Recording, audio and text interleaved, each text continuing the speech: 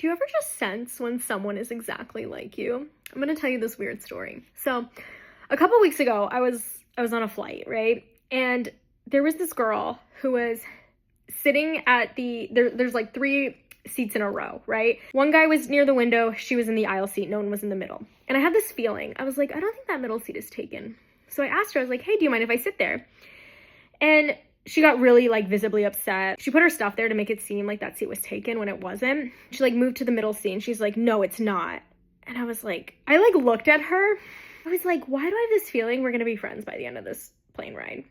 Well, anyways, so she like is really exasperated and I like turned to her and I go, do you need help with something? And I was being genuine. I wasn't like trying to pick a like argument or something. Like I genuinely wanted to help her. And she was just like, I don't think I'm gonna make my next flight. These flights keep getting delayed. I don't think I'm gonna make it. Like, this is just I'm so overwhelmed right now.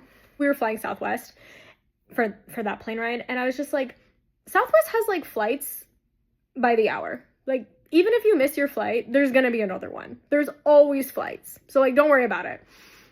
And she was like, oh, okay. She started to calm down. But then I was like, there's gonna be more to this. Like, the saga doesn't end. I feel like there's more to this girl that, like, needs to be, like, sought into. So I started talking to her. Turns out she, like, took a job. She's from the original state I'm from, which is, like, Arizona. Different city, but, like, basically Phoenix area. And so she ended up moving out to, like, Virginia. But then she was taking a flight to, like, Disneyland. Her whole story about how she ended up in Virginia and, like, she did not want to be there. Like, it wasn't really in the cards.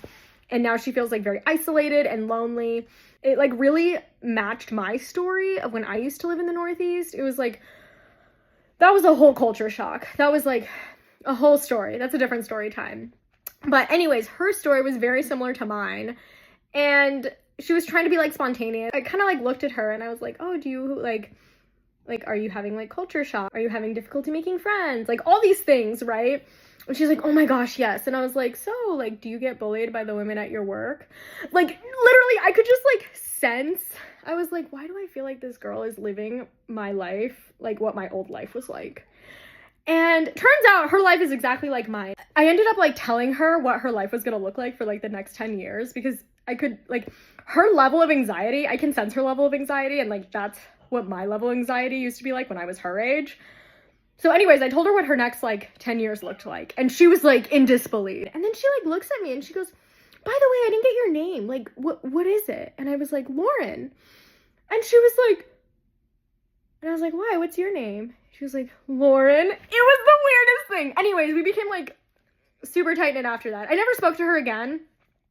We had to catch her connecting flights. So we, like, never really talked again after that. But I hope she's doing well.